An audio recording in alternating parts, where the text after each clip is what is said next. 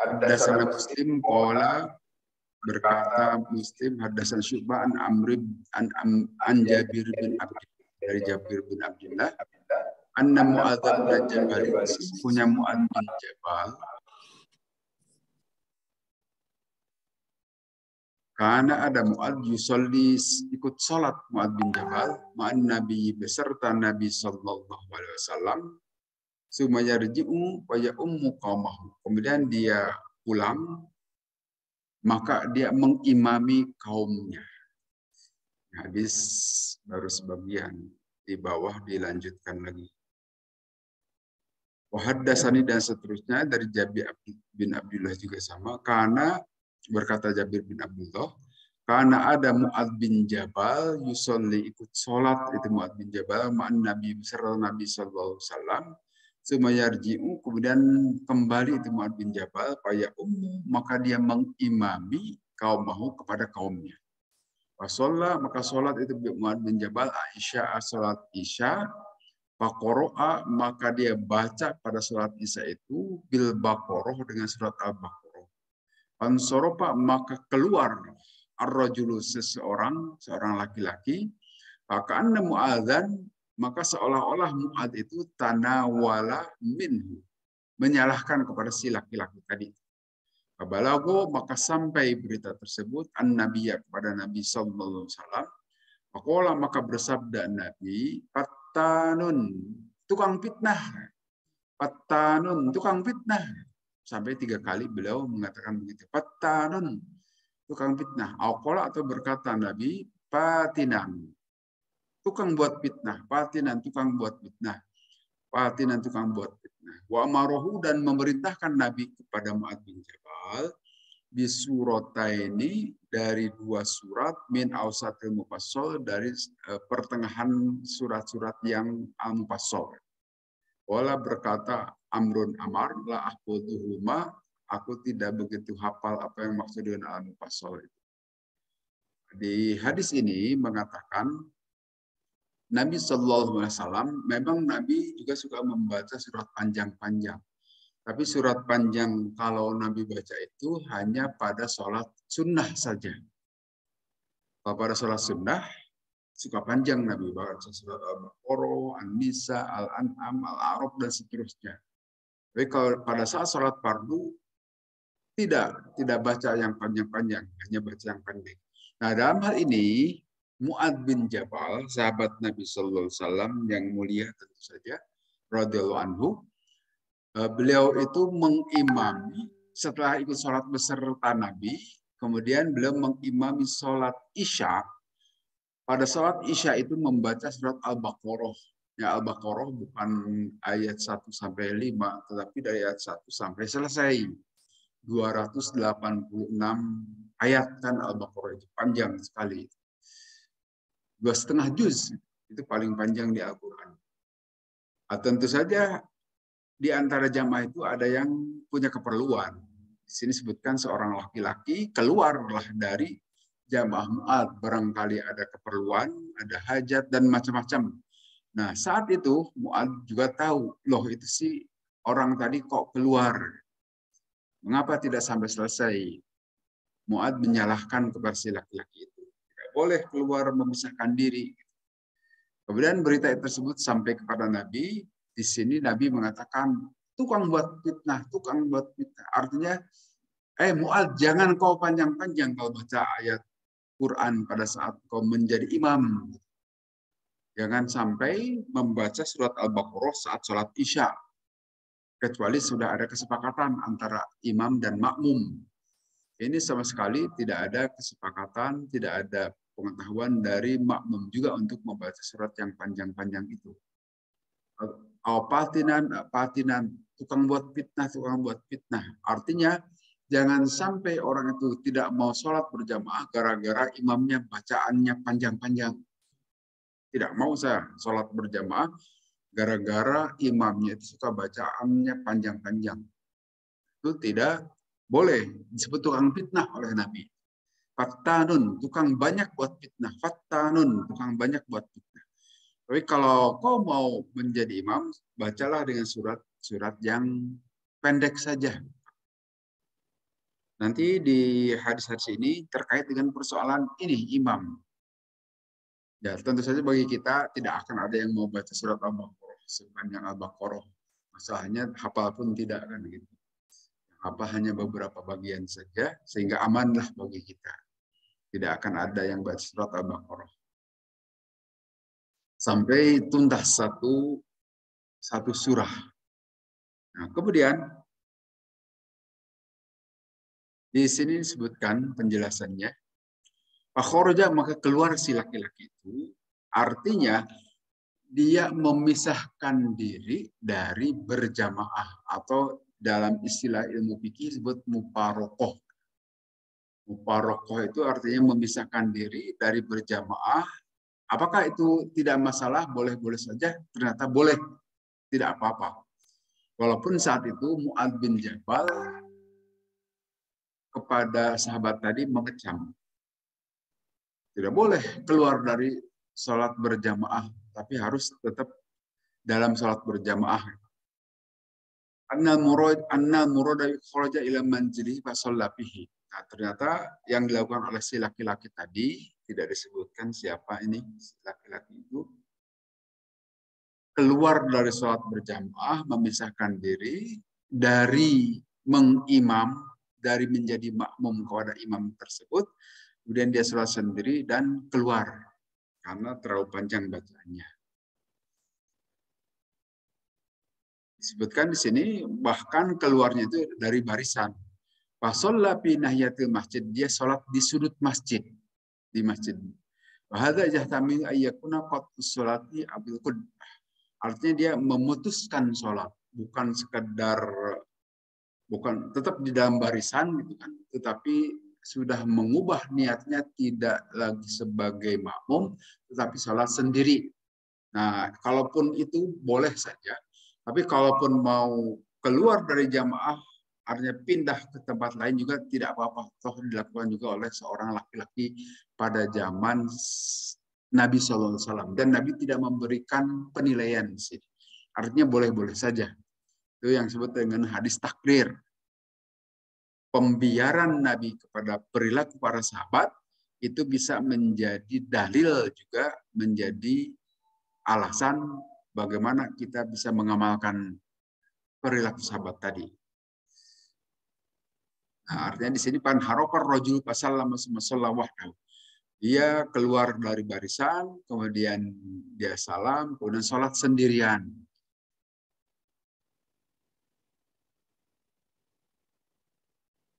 Kemudian wasairu riwayati tadullu ala anna qatul qudwati faqat lam yakhruj minas shalah bal istamarra fiha munfaridan.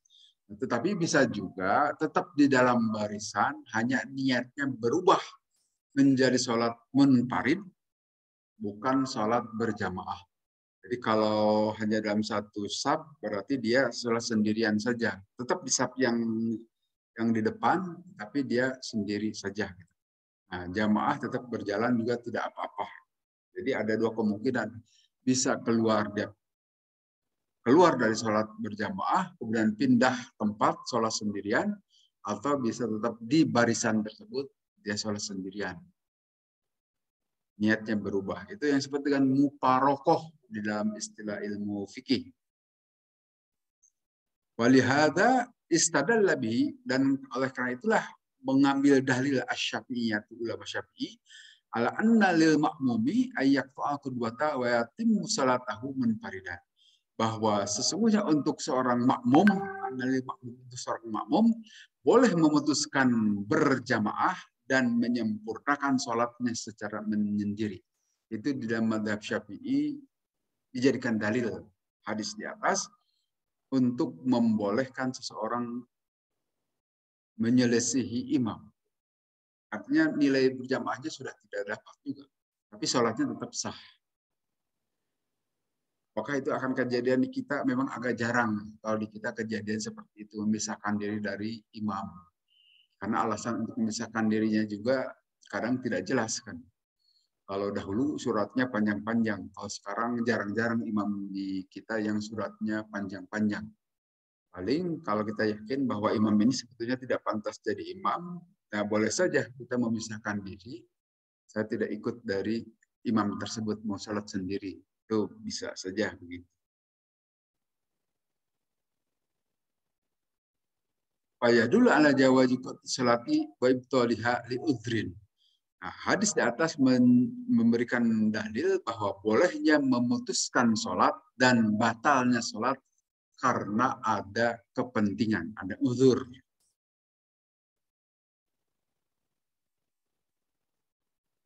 Kemudian kita panjang nih penjelasannya, tapi saya kira tidak perlu semuanya. Babu takhfifil imami masih berkaitan dengan bab meringankannya imam fil qiyami pada saat berdiri, wa itmami ruku'i was sujudi, dan menyempurnakan ruku dan sujud. Haddatsana Ahmad bin Yunus, qala haddatsana Juhair, dan seterusnya dari Ibnu Mas'ud, telah mengabarkan kepadaku Ibnu Mas'ud. Inna rajulan, seorang laki-laki, qala berkata, wallahi demi Allah ya Rasulullah, ini sesungguhnya aku la ta'akhuru, aku mengeluarkan diri an sholat al-ghadati, dari sholat berjamaah, min ajli pulanin, karena alasan si pulan tadi, mimma yutilu bina, yang terlalu panjang bacaannya. Pama ro'aita, maka bagaimana pendapatmu ya Rasulullah wa ya Rasulullah, fi mau'idotin, dalam satu pelajaran asyadda, maka saat itu kelihatan asyadda, kelihatan keras Rasulullah itu, godban minhu yamaidin, beliau marah, kelihatan nampak marah. Maka kemudian Rasulullah bersabda, inna minkum, semuanya kalian semua itu menaparina, menyebabkan orang-orang jadi kabur, tidak mau sholat berjamaah. Ayyukum, maka mana di antara kalian masolla, apabila sholat bin nasi dan orang-orang, fayatajawaj, maka ringankanlah. Inna fihim, karena semuanya di antara jamaah itu ad-dha'ifa, ada yang lemah, wal kabiro, ada yang sudah tua, wadal hajati, dan ada yang punya hajat. Ini sama dengan hadis di atas bahwa seseorang melapor kepada Rasulullah, Rasul, saya itu keluar dari sholat berjamaah gara-gara imamnya bacaannya kepanjangan. Nah, Rasulullah di sini tidak memberikan komentar terhadap keluarnya. Artinya boleh saja, tidak apa-apa. Itu hadis takrir juga. Kemudian Rasulullah pada saat mendengar laporan seseorang tadi itu marah. Rasul juga manusia, kan suka marah, bisa juga gembira, bisa juga benci, dan seterusnya.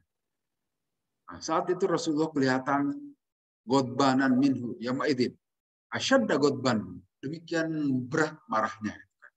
Artinya demikian tidak suka kepada imam-imam yang suka bacaannya itu terlalu panjang.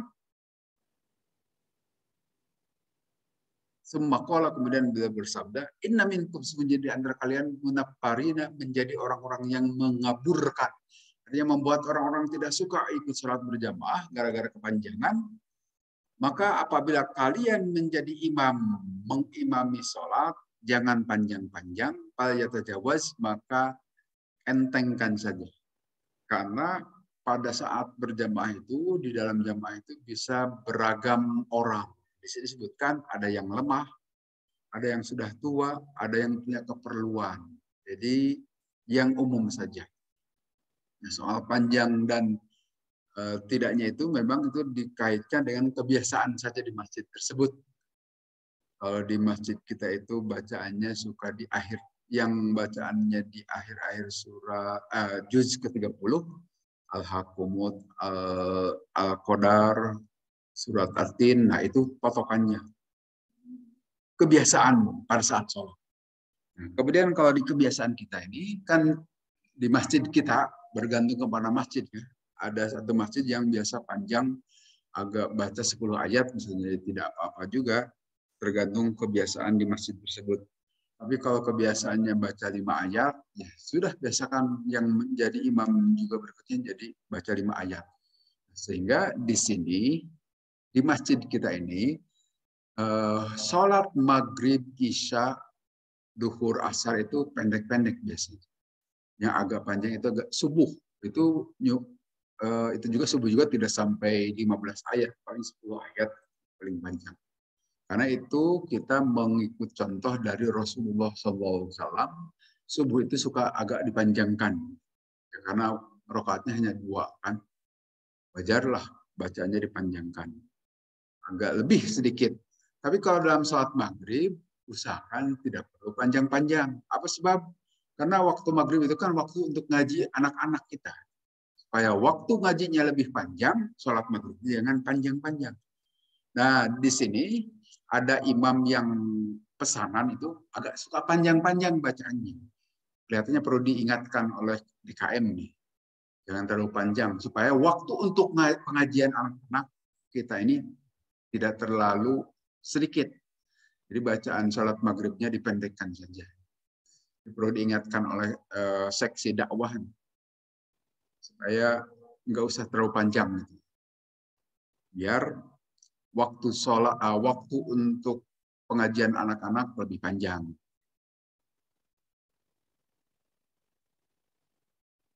Inna minkum munaffarin. Sesungguhnya di antara kalian itu membuat orang-orang jadi kabur. Nah, tentu ini untuk bacaan yang surat Al-Baqarah tadi. 1 surah. Kalau di kita tidak akan terjadi. Nah, dalam hal ini kelihatannya untuk di kita itu biasa-biasa saja. Walaupun nanti kebiasaan itu untuk tadi hanya maghrib saja barangkali. Kalau ada imam dari luar itu ya. Suka agak kepanjangan. Nah, kelihatannya karena belum tahu. Imam itu belum tahu kebiasaan di kita. Ya, dalam ini perlu dikasih tahu oleh pengurus TKM. Nah, tentu seksi dakwah. Di samping itu juga, itu imam itu suka mengucapkan as-sholatu jami'ah. Itu tidak boleh itu harusnya. Karena as-sholatu jami'ah itu hanya diucapkan pada saat sholat sunnah berjamaah.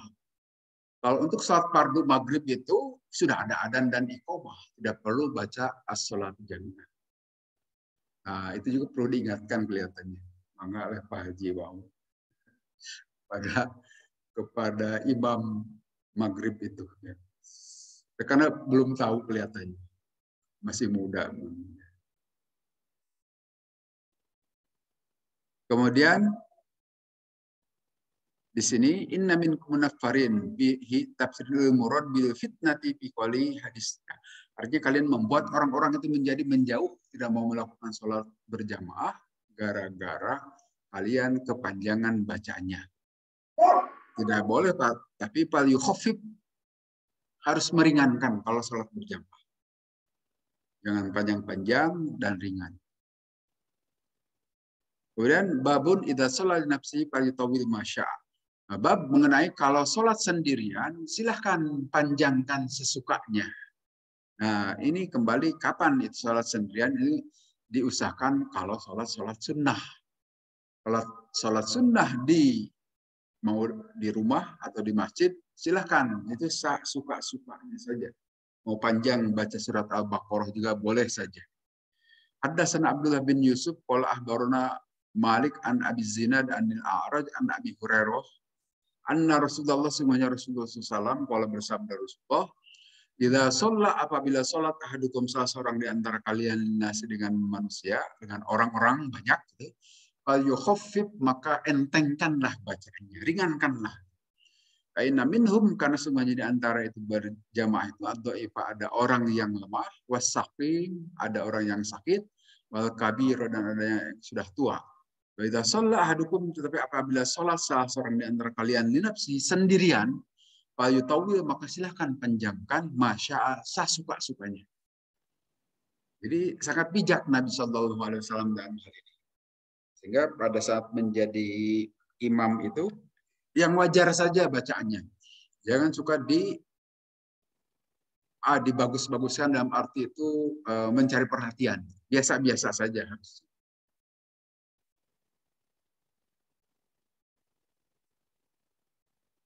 Tapi kalau sholat sendirian silahkan panjangkan. Suka-sukanya, apa yang dihafal.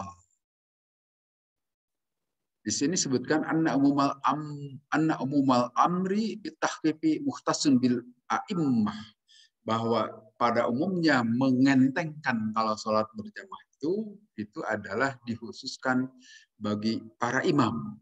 Ingat, imam jangan ingin katangar gitu kan pada saat menjadi imam, sehingga bacaannya itu dibuat panjang dan sulit gitu kan. Tapi yang wajar-wajar saja.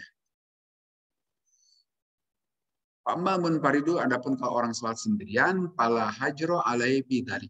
Nah, kalau sholat sendirian silakan mau dipanjangkan juga suka-sukanya saja. Itu dari Nabi. Wastadalla bihi ala jawazi itulatil qiraati walau khurujal waqt. Nah, bahkan di sini itu merupakan dalil bahwa perihal bolehnya bacaannya panjang walaupun waktunya sudah keluar. Wahyu al-musahhihu inda ba'di ashabina. Itu sebagian pendapat dari para ulama kita. Artinya gini, sholat duha misalnya, kan? Sholat duha itu waktunya itu sampai waktu duhur. Kita memulai sholat duha itu pas pukul 11. Pukul 11 bacaannya itu panjang di situ sampai 1 juz katakan begitu. Nah, sampai lewat duhur juga tidak apa-apa begitu. Kata sebagian pendapatnya. Tapi nggak akan ada ya. Kalau sudah sholat duhur, sudah lebih baik sholat duhur. Berhenti saja sholat duhanya dan seterusnya. Tetapi ini menurut secara hukum fikih tidak apa-apa, walaupun sudah keluar waktunya. Kemudian bab mengenai man syaka imamahu, orang yang melaporkan imamnya idza tawwala, apabila memanjangkan terlalu panjang bacaan imam. Waqul Abu Usaid tawwalat bina ya bunai. Kata Abu Usaid, tawal tak, kau telah memanjangkan bacaan. Tidak boleh begitu. Haddatsana Muhammad bin Yusuf, haddatsana Sufyan an Ismail bin Abi Khalid an Qais bin Abi Hazim an Abi Mas'ud qala, berkata, rajulun, seseorang, ya Rasulullah wa Rasulullah, ini sesungguhnya aku itu la ata'akhkharu, aku keluar anis salati, dari salat berjamaah, fil fajri, pada salat fajar, mimma yutilu, karena kepanjangan, bina dengan kami, fulan, seseorang yang jadi imam pihak dalam salat. Ghadiba, maka marah Rasulullah SAW, maru'aituhu ghadiba fi maudin. Tidaklah aku lihat marah Rasulullah demikian kerasnya dalam kesempatan itu, karena asyadda ghadban minhu yaumaidin, sehingga pada hari itu marah itu demikian memuncak Nabi. Semakala kemudian Nabi bersabda, ya ayuhan nasu, hai ingatlah orang-orang, inna minkum munaffarin, sebenarnya di antara kalian itu menyebabkan orang tidak mau sholat berjamaah karena kepanjangan. Paman, maka siapa orang amma yang mengimami an-nasa kepada orang-orang, fayatajawwaz, maka hendaklah entengkan bacaannya. Karena khalfahu, karena sesungguhnya di belakang dia itu ada orang yang lemah, wal kabiru, ada orang yang tua, wadal hajati, dan ada orang yang memiliki kepentingan, keperluan. Itu hadis. Kemudian hadis berikutnya, haddatsana Adam bin Abi Iyas, qala haddatsana, dan seterusnya dari Jabir bin Abdullah Al-Ansari. Qala, berkata Jabir bin Abdullah, aqbala, telah menghadap rajulun, seseorang, binadhihaini, dengan buah onta muda. Waqad janahal lailu, dan sungguh telah larut malam. Pakok, maka berngepas itu si laki-laki tadi itu, muadzan dengan muad, yusolli, salat isya kelihatan.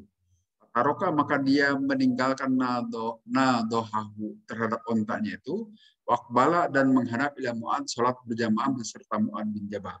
Baqarah, maka membaca itu Mu'ad bin Jabal bisuratil Baqarah, dengan membaca surat Baqarah, An-Nisa, atau surat An-Nisa. Pantolaku, akhirnya keluarlah ar-rajulu, si laki-laki tadi, waballaghahu, dan sampailah berita tadi kepada Nabi, anna Mu'adzan, sesungguhnya Mu'ad itu telah sampai berita keluarnya si laki-laki itu kepada Mu'ad. Mu'ad menyalahkan si laki-laki tadi. Kata, maka datang si laki-laki itu an-Nabi, kepada Nabi sallallahu alaihi wasallam, fasyaka ilahi Mu'adzan, melaporkan perihal apa yang dilakukan oleh Mu'ad, panjang baca pada salat Isya itu surat Al-Baqarah. Qala, maka bersabda Nabi, ya Mu'ad, hai Mu'ad, apakah engkau akan menjadi tukang fitnah, atau yang membuat fitnah, sampai 3 kali. Falaulah salaita, kenapakah engkau tidak membaca pada saat surat Sabbihisma rabbikal a'la, dengan membaca Sabbihisma rabbika, Wasyamsi waduha atau membaca asyamsi waduha. Walaili idza yaghsha atau walaili idza yaghsha. Innahu karena sungguhnya yusolli telah sholat baru akan di belakang itu al-kabir orang yang sudah tua, wadhaif orang yang lemah, wadul hajati dan ada orang yang memiliki kepentingan. Sama ini bunyi hadisnya itu perihal ini panjang, banyak hadis yang mengatakan tidak boleh menjadi imam yang bacanya panjang. Walaupun sekali lagi di sini panjang pendeknya itu bacaan imam bergantung kepada kebiasaan masjid tadi. Sehingga apabila kita datang ke masjid yang kita tidak tahu kebiasaan sehari-hari, tidak boleh langsung jadi imam. Kecuali kalau ada yang nunjuk. Tidak ada yang sanggup jadi imam kecuali kita yang baru datang tidak apa-apa. Jangan mentang-mentang kita biasa jadi imam di masjid kita sendiri, kemudian di masjid orang mau jadi imam juga. Tidak boleh begitu. Itu ada hadis yang lain yang menyatakan, jangan mentang-mentang kita biasa jadi imam di masjid ini, misalnya, ke masjid yang lain juga langsung ingin jadi imam di belakang orang-orang yang ahli masjid tadi. Kecuali kalau dengan teman-teman kita sendiri, itu lain persoalan. Tapi kalau di belakang jamaah ahli masjid tersebut, kita tetap harus jadi makmum saja. Karena kita tidak tahu kebiasaan di sana, lama sama pendeknya itu. Jadi kalau kita sudah tahu dan diperbolehkan menjadi imam, silahkan. Artinya jangan jadi selonong boy juga jadi orang. Itu ternyata bagian dari etika juga yang diajarkan di dalam ajaran Nabi Sallallahu Alaihi Wasallam. Oh, mangga.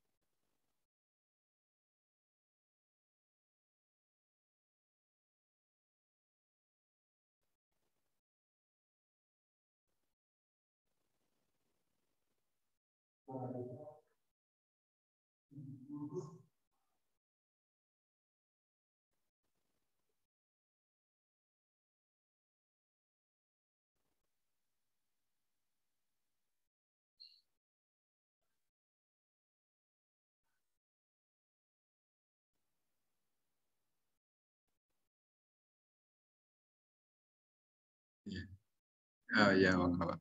Jadi memang pada saat berjamaah itu harusnya hubungan imam dan makmum itu baik-baik saja harusnya. Artinya tidak ada sesuatu yang si makmum mengatakan wah ini sebetulnya tidak patut jadi imam. Tidak ada perasaan seperti itu. Kalau ada yang seperti itu, ya akan terjadi kokulutus itu. Ya.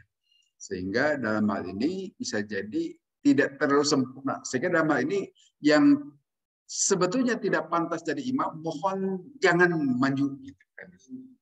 Jadi yang pas jadi imam saja silakan maju supaya tidak ada yang kokulutus tadi di antara jamaah. Nah kadang-kadang Kalau imamnya tidak ngepas itu jamaah itu tidak serak gitu. Nah, dalam hal ini memang tidak ada penjelasan dari Nabi apakah itu nilai berjamaahnya berkurang atau tidak. Tetapi yang jelas di situ keharmonisan antara imam dan makmum terganggu jelas. Sehingga imam itu tidak dipercayai. Sama seperti di dalam kepemimpinan sehari-hari, ketua RT, ketua RW tidak dipercaya oleh warganya. Jadi tidak percaya diri di ketua RW, ketua RT juga. Jika masyarakatnya sudah tidak percaya, lebih baik mundur. Ada hal ini juga sama. Tapi apakah nilai pahala wallahu alam tidak ada penjelasan. Nah, kemudian kalau tadi ada seseorang keluar dari berjamaah, nah, apakah memang sudah ada niat ingin berjamaah, tetapi ternyata loh imamnya bacaannya panjang, saya ada keperluan nih yang sangat mendesak sekali, perlu segera didatangi misalnya satu kesempatan atau satu kegiatan. Nah, nilai berjamaahnya itu ya tidak ada kecuali pada saat dia sedang berjamaah saja. Pada saat dia keluar dari berjamaah, jadi salat sendirian. Karena sudah dia meniatkan keluar dari berjamaah. Sehingga nilai jamaahnya ya tidak ada. Salat munfarid saja. Saya kira mungkin begitu, Pak.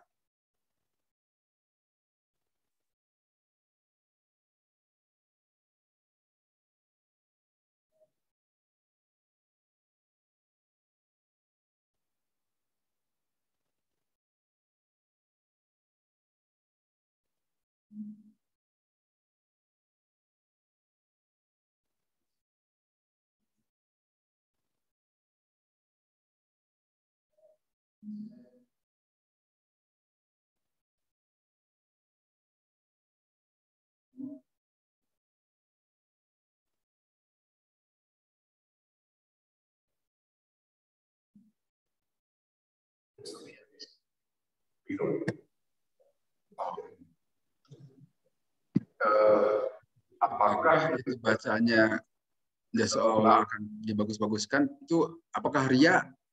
Ada kemungkinan bisa ria. Kalau memang tujuan niat di dalam hati imam itu adalah untuk pamer gitu kan, untuk menunjukkan ini bacaan saya bagus, ini bacaan saya panjang. Kalau ada maksud seperti itu bisa jadi ria. Tapi kita juga tidak tahu tujuan dia baca itu apa gitu kan. Nah, nanti Allah yang menilai. Tetapi di antara kita juga bisa saja menilai dari cara-cara yang diperlihatkan oleh imam. Bacaannya agak panjang, kemudian terlalu dilamakan dan sebagainya itu. Sehingga kita di antara makmum bisa menilai dia yang berhak boleh-boleh saja untuk menilai itu ria atau tidak. Tetapi itukah ria? Itu wallahu alam, bergantung pada si imam tadi. Kalau tujuan imam itu memang untuk pamer, ya jelas itu ria. Sehingga di samping memperoleh pahala, juga dia memperoleh dosa. Tapi tentu saja sekali lagi kita tidak tahu apakah dia ria atau tidaknya, bergantung kepada imam, tujuan imam. Tapi kalau tujuannya itu bagus untuk supaya makin khusyuk, enak, imam para makmum mendengar bacaan itu, saya kira bukan ria itu. Supaya makmum itu makin terbawa dalam suasana arus yang khusyuk misalnya gitu. Tentu insya Allah bukan ria. Bergantung kepada niat daripada imam tadi. Saya kira mungkin begitu.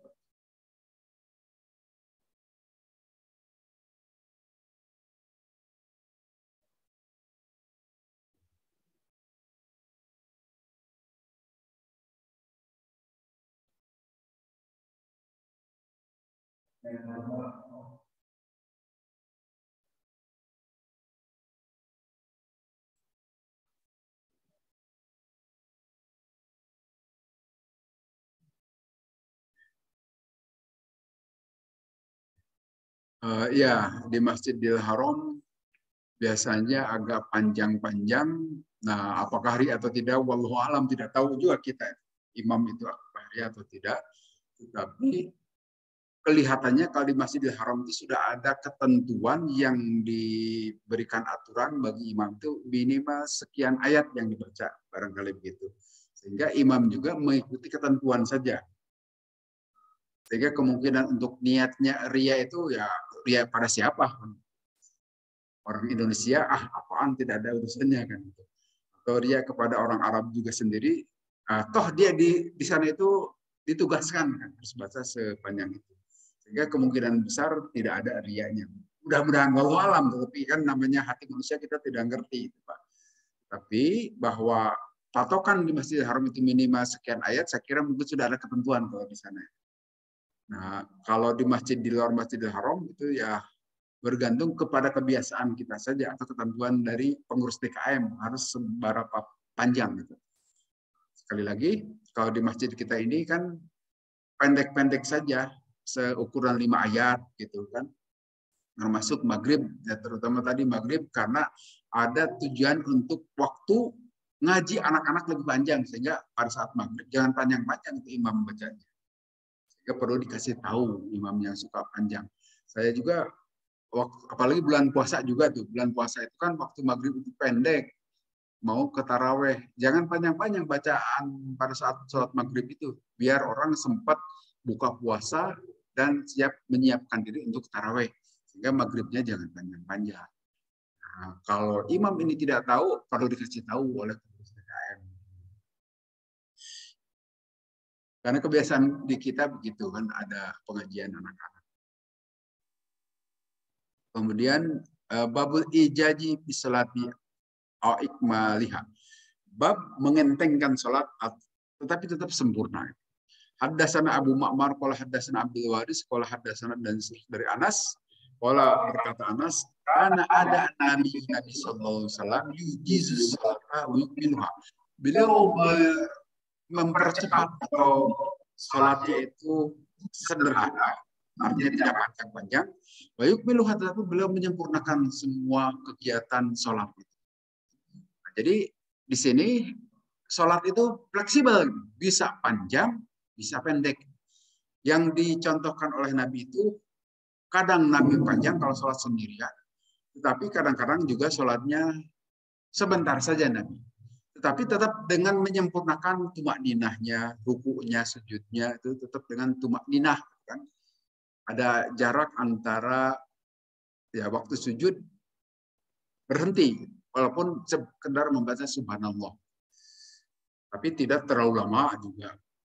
Jadi jangan sholat itu tetap syukuran itu tidak bisa panjang, bisa pendek. Itu yang dicontohkan oleh Nabi SAW. Sini yatim muna tetap menyempurnakan para sahabat wajujuna dan juga menyentengkan wajubadiruna al-waswah dan mempercepat. Jadi tergantung keadaan pada saat sholat.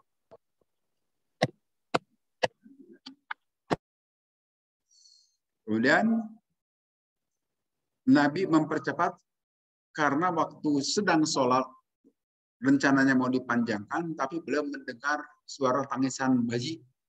Nah, itu dipercepat sholatnya. Karena khawatir itu bayi itu tidak ada yang ngurusi. Gitu kan. Ibunya sedang keluar atau kemana. Nah, supaya tangisan bayi itu jangan kelamaan, maka akan segera didatangi oleh Nabi, sehingga Nabi mempercepat sholat. Sehingga dalam hal ini, dalam ajaran Islam, ada hubungan hablum minallah, hablum minan nas tadi ya. Hablum minallah itu dalam waktu sholat. Tapi bukan berarti pada saat hablum minallah melupakan hablum minan nas. Seperti kejadian saat itu ada kebakaran katakanlah begitu ya. Kita sedang sholat. Jangan terus sholat. Sholat silahkan selesaikan tapi lebih cepat. Dan tetap sempurna sujud rukunya. Hanya tidak terlalu lama. Segera selesaikan, baru datangi kebakaran. Misalnya ada yang menyatakan seperti itu. Artinya harus memperhatikan hubungan dengan sesama manusia juga dalam ajaran Islam itu. Seimbang saja. Bahwa sholat itu penting, ya. Tapi perhatikan juga hubungan dengan sesama manusia. Apa? Oh, iya. Ya, bisa juga gitu kan. Kalau panik kan, kalau panik tiba-tiba ini berjatuhan, ada yang berjatuhan, apa sih kelihatannya kita akan bubar langsung ya. kalau gempanya genjeleng gitu kan, terlalu besar, kemungkinan kita bubar. Tapi kalau gempanya kecil, terus saja sholat. Kalau gembaknya besar itu ya nggak apa-apa, bubar juga. Toh membatalkan sholat tidak masalah juga, boleh. Oh, bangga, bangga. Nggak, Bu.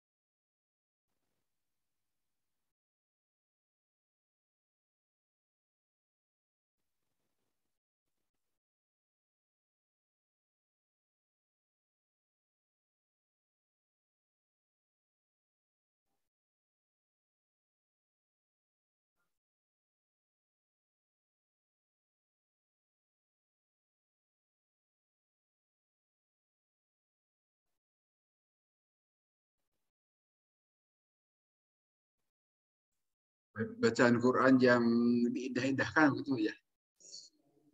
Ya, ya.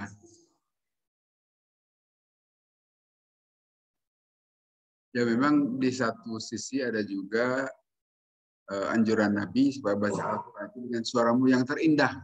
Bahkan Nabi juga pernah minta seorang sahabat, kalau tidak salah Abdullah bin Mas'ud, membacakan Al-Quran karena suara beliau bagus. Senang juga Nabi mendengarkan bacaan Al-Quran yang bagus. Nah, tentu di sini maksudnya adalah suara asli dan Ibnu Mas'ud tidak bermaksud ria. Karena bacaan beliau, suara beliau yang bagus, Nabi menyukai sehingga dibacakan. Nah, kalau membacakan itu tujuannya tidak ada ria, tidak ada tujuan pamer dan sebagainya, tetapi hanya karena Allah atau untuk kepentingan syiar Islam, saya kira tidak ada masalah. Ya, kalau apakah ria atau tidak itu sekali lagi kembali kepada orangnya itu. Apakah orang itu ria atau tidak, ya hatinya, di dalam hatinya kita tidak tahu. Mudah-mudahan saya tidak ria, paling kita berdoa seperti itu. Tapi bisa juga memang dari perilaku orang tadi kita bisa menebak, wah ini ria. Apakah betul? Wallahu alam. Kita tidak mengerti itu. Mudah-mudahan saja tidak betul. Jadi memang sebaiknya ria atau tidak itu akan kembali kepada orang tersebut. Apakah orang tadi itu bermaksud ria atau tidak? Ya kita tidak ngerti, tidak tahu. Wallahu alam, saya kira gitu.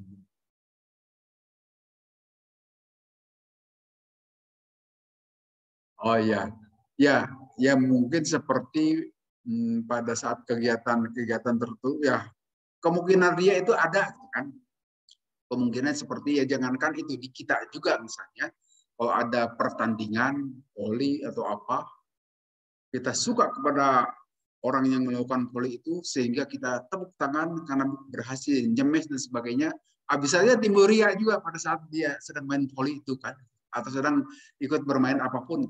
Jadi juri atau setan ria itu bisa masuk, bisa ada dimanapun dan kapanpun, bukan saja pada saat seseorang memperlihatkan keterampilan dalam hal agama, di luar agama pun bisa muncul itu ria. Nah, dalam hal ini, jika orang tadi mengerti perihal ria, bagaimana memelihara ria itu tidak gampang memang. Karena kadang-kadang kita juga memang terbawa arus. Ternyata orang-orang menyukai, ya seperti ada supporter itu kan, orang main badminton atau main apapun makin diberikan dukungan oleh supporter, makin bagus main kita itu, jika itu memang untuk kepentingan kemenangan dan untuk memenangkan pertandingan, saya kira tidak ada masalah. Tapi kalau tujuannya untuk makin supaya dipuja-puji, untuk ria, nah itu mungkin masuk ria yang ya itu sekali lagi tidak gampang memang itu. Karena itu sesuatu yang muncul tiba-tiba. Nah, kembali kepada pengetahuan kita bagaimana memanage ria. Nah, dan itu tidak semua orang bisa, saya kira. Belum tentu semua orang mengerti bagaimana mengendalikan diri supaya tidak ria. Ini bisa hinggap kepada siapapun. Pada para penceramah juga bisa saja begitu. Yang ceramah atau para dai gitu kan, makin disukai oleh jamaahnya, bisa makin ria juga ceramahnya. Bisa nempel kepada siapapun itu ria. Nah, kembali lagi kepada pengetahuan kita bagaimana supaya tidak ria, supaya tidak sia-sia dengan ria itu. Wallahu alam, mungkin begitu kira-kira. Kita lanjut, masih ada beberapa hadis. Bab man akhafa sholata inda buka'is shabi. Bab mengenai orang yang meringankan sholat pada saat mendengar ada tangisan bayi atau tangisan anak kecil. Haddatsana Ibrahim bin Musa dan seterusnya dari Abi Qatadah, dari bapaknya. Ini Nabi dari Nabi SAW. Wala bersabda Nabi, ini sesungguhnya aku ini, aku jelas akan mendirikan isolati dalam sholat. Uridu, aku bermaksud an utawila untuk memanjangkan dia dalam bacaan sholat. Pas mau maka aku mendengar buka sobi tangisan seorang bayi. Pak tajawwaju, maka aku mengentengkan di sholat dalam sholat karohiyatan karena khawatir an asyukko bisa merusakkan atau bisa memasyakotkan ala ummi kepada ibu itu bayi. Jadi di sini Nabi SAW kelihatannya sholat di rumah sendirian, mau sholat sunat dipanjangkan, tetapi pada saat itu beliau mendengar tangisan bayi. Maka disegerakan sholatnya, percepat. Khawatir bayinya tidak ada yang segera mengurusi. Jadi sekali lagi dalam hal ini, hablum minallah dan hablum minan nas itu harus seimbang. Karena kita ingin sholat suka-sukanya, padahal pada saat itu ada kebakaran dan sebagainya dibiarkan. Tidak boleh begitu. Atau ada tangisan bayi. Bayi baru bangun, ibunya sedang tidak ada. Nah, segeralah kita selesaikan sholat lebih cepat. Itu contoh dari Nabi, langsung Nabi sallallahu alaihi wasallam. Kemudian haddatsana Khalid bin Mukhlad, haddatsana dan seterusnya dari Anas bin Malik. Yaqulu berkata Anas, ma sholatu tidaklah aku sholat wara imamin di belakang iman, qad sama sekali akhab pak lebih enteng sholatnya, wala atam dan tidaklah menyempurnakan minan Nabi sallallahu alaihi wasallam. Dan apabila mau mendengar Nabi buka sobi tangisan seorang bayi, wa yukhaffifu maka mengentengkan Nabi makhofatan antub tanah ummah supaya tidak memberikan fitnah kepada ibunya. Itu hadis berikutnya. Haddatsana Ali bin Abdullah qol haddatsana dan seterusnya dari Anas bin Malik haddatsahu anna Nabi sallallahu alaihi wasallam qala berkata Nabi, ini sebenarnya aku adkhulu bis sholatin, aku akan melakukan salat wa ana uridu italataha. Aku bermaksud memanjangkannya. Pas mau maka aku mendengar buka sobi terhadap tangisan seorang anak kecil. Atajawwaju maka aku mempercepat di salat dalam salat itu mimma a'lamu dari apa yang aku tahu min syiddati wajadi ummihi dari khawatir mendapati ibunya min mukaihi dari tangisan itu bayi. Kemudian hadis terakhir haddatsana Muhammad dan seterusnya dari Anas bin Malik anin Nabi dari Nabi sallallahu wala bersabda Nabi, ini sebenarnya aku akan masuk di salat di dalam satu salat. Fa uridu itolataha, aku bermaksud memanjangkan atas salat. Fa asma'u, maka aku mendengar buka sobiyi tangisan seorang anak kecil atau bayi. Fa atajawwaju, maka aku mempercepat mimma alamu dari apa yang aku tahu min syiddati wajadi ummihi dari kekhawatiran mendapati ibunya min bukai dari tangisan bayi. Jadi ini hadis-hadis menyatakan bolehnya kita mempercepat sholat karena ada kejadian di luar yang kita khawatirkan tidak akan ada yang segera menyelesaikan. Seperti tangisan bayi. Wastadalla dan membuat dalil hadis dengan hadis ini ala jawaji idkhalis sibyanil masajid. Perihal bolehnya anak-anak masuk ke dalam masjid. Boleh-boleh saja anak-anak juga masuk ke dalam masjid. Artinya kalau di masjid itu kita sedang sholat berjamaah, ada anak nangis karena ya anak-anak mungkin dibiarkan oleh bapaknya sehingga merasa tidak diperhatikan, akhirnya jadi nangis. Nah, boleh imam juga mempercepat itu sholat supaya segera bapaknya itu memperhatikan itu anaknya, misalnya. Tapi nadrul ihtimali an ayyakuna as-sabiyyu kana mukhallapan fi baitin yuqarribu minal masjid bihais yasma'u buka'ahu. Nah, tetapi dalam penjelasan lain, oh tidak begitu. Tapi yang tadi terjadi pada Nabi itu adalah waktu beliau sholat di rumah, bukan di masjid. Tapi wa'ala jawaji sholatin nisa'i fil jamaah marrijal. Nah, itu juga menunjukkan bolehnya laki-laki dan perempuan sholat di masjid untuk berjamaah. Artinya seorang ibu membawa anak. Anaknya itu nangis waktu sedang sholat, maka kalau perkiraan kita imam itu nangisnya gara-gara ditinggal sholat, nah itu bisa boleh dipercepat sholat imam itu berjamaah. Tapi kalau nangisnya itu karena sebab lain, perkiraan tentu saja, ya itu biasa saja. Tapi dalam hal ini, hadis di atas menunjukkan beberapa manfaat lain perihal bolehnya anak-anak masuk ke masjid, kemudian juga bolehnya perempuan ikut berjamaah di dalam masjid. Kemudian annahu sallallahu alaihi wasallam qara fi raqatil ula bi surati tawilatin fa yasma'u buka sabi fa qurbisannya bi selasi ayatin. Nah, di hadis lain dijelaskan waktu Nabi sallallahu alaihi wasallam salat di masjid itu salat sunnah, rakaat pertama bacanya panjang. Kemudian pada rakaat kedua itu mendengar tangisan bayi, hanya baca 3 ayat. Jadi dipercepat, boleh-boleh saja. Kemudian annaman qasara fi sholati al-izan bisya'in mustabun la yajibu alaihi al-wafa bihi khilafan la ashabu haysu dhahaba ila annaman nama at-tatawwu'a. Sungguhnya orang yang bermaksud salat untuk katakanlah bacanya panjang, memang disunahkan tidak wajib memenuhi rencana bacaan surat yang panjang itu jika di dalamnya mendapati satu hal yang memang perlu segera ditangani. Ya, seperti tangisan bayi itu dan sebagainya, saya kira. Artinya di sini, ajaran Islam sekali lagi, sifatnya harus memperhatikan selain sisi hubungan dengan Allah, juga hubungan dengan manusia. Kan dalam beberapa hadis sebelumnya, apabila kita mau sholat, kemudian kita sudah disiapkan makanan, makan dahulu. Sholat misalnya gitu. Kalau waktunya masih cukup. Demikian juga kalau kita punya kepentingan hajat, buang air kecil, buang air besar sebelum sholat, padahal sholat berjamaah sudah didirikan, mana yang didahulukan? Lebih baik selesaikan urusan keduniaan dahulu dan baru melakukan sholat berjamaah. Ya, sekali lagi, ajaran Islam itu ajaran yang memperhatikan kepentingan kemanusiaan. Wallahu a'lam. Saya kira begitu.